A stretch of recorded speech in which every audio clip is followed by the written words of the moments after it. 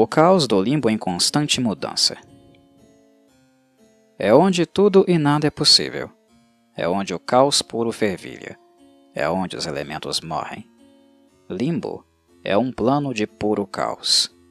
Seções não cuidadas aparecem como uma sopa turva dos 4 elementos básicos e todas as suas combinações. Bolas de fogo, bolsões de ar, pedaços de terra e ondas de água lutam pela ascensão até serem superadas por outra onda caótica. No entanto, paisagens semelhantes às encontradas no plano material derivam através do miasma. Pedaços de floresta, prado, castelos em ruínas e pequenas ilhas. O limbo é habitado por nativos vivos.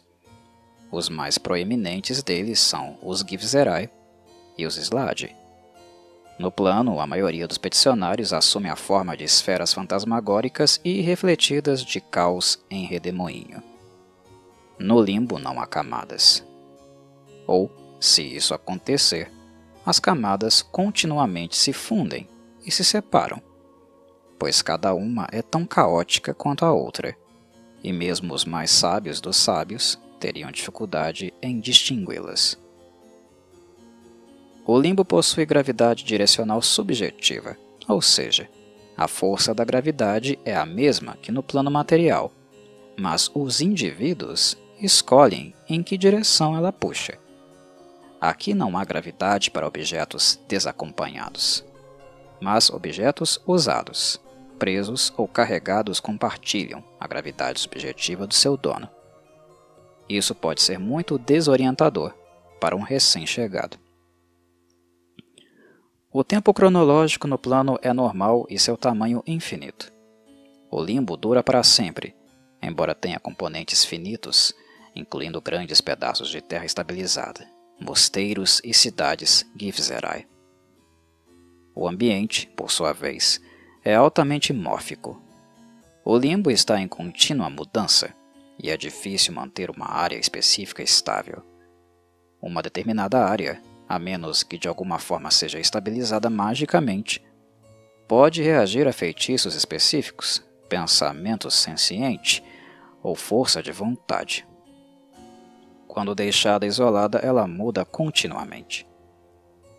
No limbo, o elemento dominante é sempre esporádico. Nenhum elemento domina constantemente este plano. Cada elemento, terra, água, ar ou fogo, é dominante de vez em quando. Portanto, qualquer área é uma fervura caótica e perigosa. O domínio elemental pode mudar sem aviso. Dito isso, aqui não há dominantes de energia. Como era de se esperar, levando-se em consideração a descrição anterior, a magia no limbo se torna selvagem. As magias e habilidades similares à magia no limbo funcionam de maneiras totalmente diferentes. Elas funcionam normalmente dentro de estruturas permanentes ou em paisagens permanentemente estabilizadas, mas qualquer magia ou habilidade similar à magia usada em uma área não cuidada do limbo, ou uma área temporariamente controlada, tem a chance de não atingir o efeito esperado. Existem portais permanentes entre vários planos e o limbo. No entanto, uma enorme bola de fogo, uma pilha de pedras ou uma terrível tempestade de vento podem cercar o lado do portal condizente ao limbo. Assim, entrar no plano pode ser muito perigoso para visitantes despreparados para lidar com toda a caoticidade que existe aqui. Existem 3 tipos de terreno no limbo: áreas brutas não controladas, áreas controladas e áreas estabilizadas. As áreas brutas constituem a maior parte do plano, enquanto as áreas controladas, também chamadas de áreas tendidas, e as áreas estabilizadas são pequenas ilhas em comparação. O limbo bruto consiste em áreas não controladas e são extremamente perigosas, mas a maioria das criaturas sencientes pode exercer uma influência calmamente localizada. Porém, às vezes a situação não permite uma tentativa de prévio controle, como quando um visitante entra no limbo pela primeira vez ou quando um viajante fica inconsciente. Controlar uma área crua do limbo e torná-la controlada é um exercício mental. Seres mais sábios tendem a ter mais facilidade em estabelecer o controle dentro de uma área bruta do limbo. Quando um indivíduo consegue estabelecer controle sobre parte da área, este pode remodelá-la como desejar, permitindo que um elemento específico ou uma mistura de elementos se torne dominante. O tipo de modelagem favorita entre os viajantes do plano material é um pedaço de terra cercado por uma pequena atmosfera de ar, por ser esta a configuração que mais atende às suas necessidades básicas. Mas tal modelagem tende a ser diferente para viajantes de outros planos, que precisam de outra combinação para sobreviver ou ficarem mais confortáveis. Uma vez que o controle é alcançado, ele dura enquanto o controlador permanecer na área controlada, ou até que outra criatura tenha sucesso em tomar o controle. Como dito previamente, as criaturas de maior intelecto tendem a ser aquelas que dominam as áreas. Se duas áreas controladas do limbo se moverem de modo a se sobrepor, a área de sobreposição permanece sob o poder do controlador com intelecto superior. Uma seção do limbo se torna estabilizada se uma criatura é sábia o suficiente para inseri-la dentro de uma zona de controle. A área estabilizada dentro da zona mantém suas características.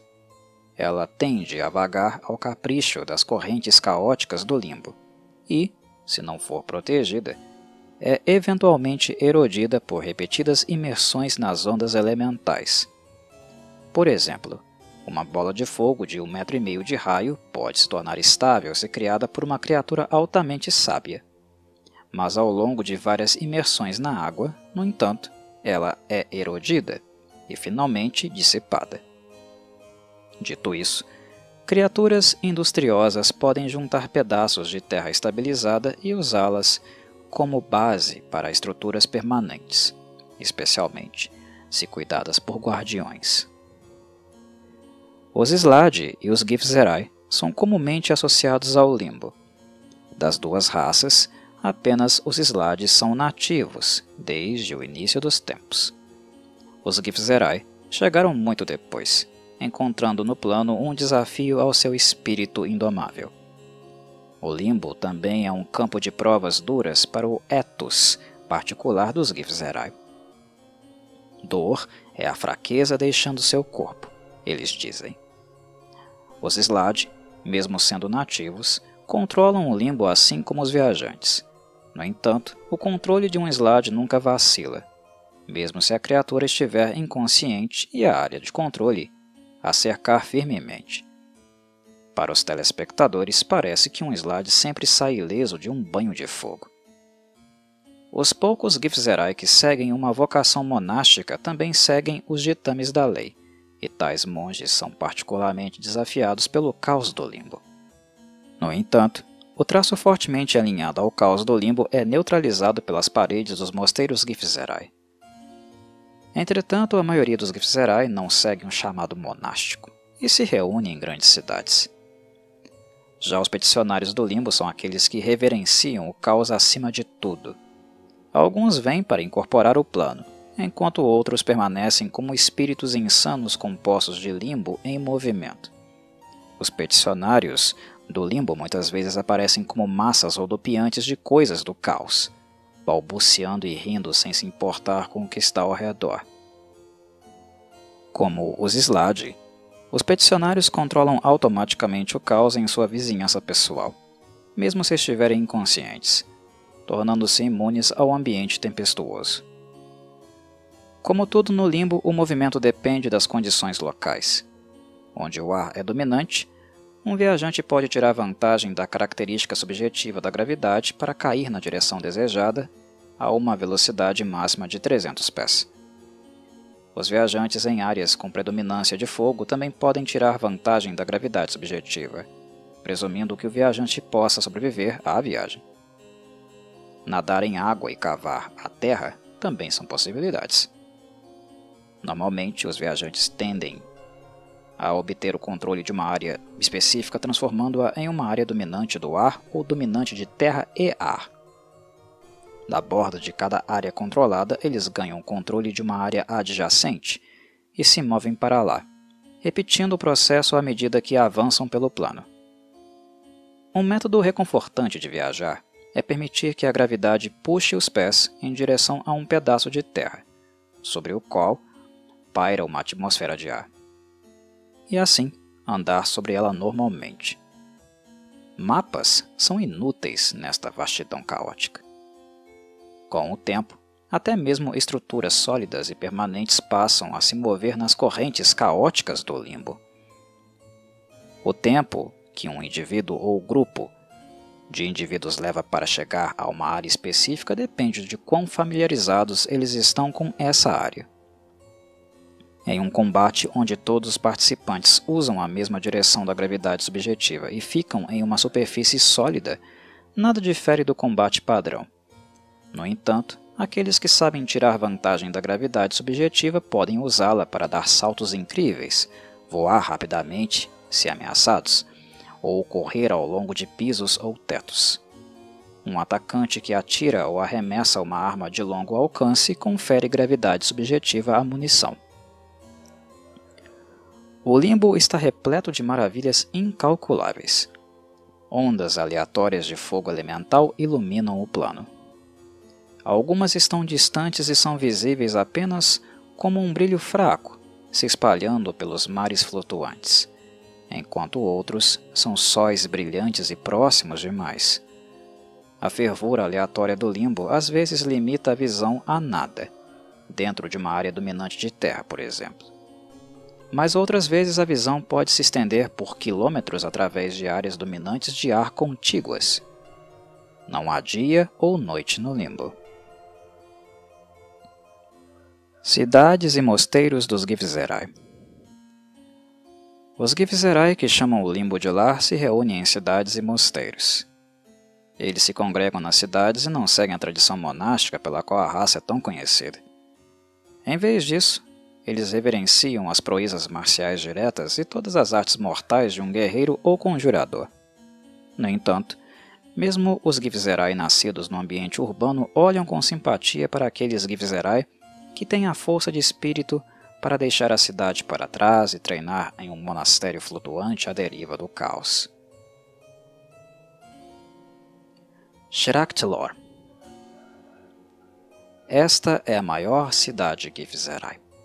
Um general guerreiro mago conhecido como o Grande Githzerai governa a cidade e é reverenciado como um rei divino. A cidade é um lugar austero, com portões de ferro maciços, que perfuram 7 anéis concêntricos de paredes altas e grossas de granito. Os bairros dentro da cidade são bastante apertados, embora um mercado aberto seja amplo e cheio de produtos cultivados em terra estabilizada, bem como outros itens mundanos e maravilhosos. Mosteiro de Zerf Adlon. Um dos muitos mosteiros, Zerf Adlon, segue os ensinamentos de Sensei Beltomias, um monge de 16º nível. Beltomias ensina uma arte marcial especializada, como muitos mosteiros, e os alunos que abraçam totalmente seus ensinamentos também são chamados de cenobitas de Zerf.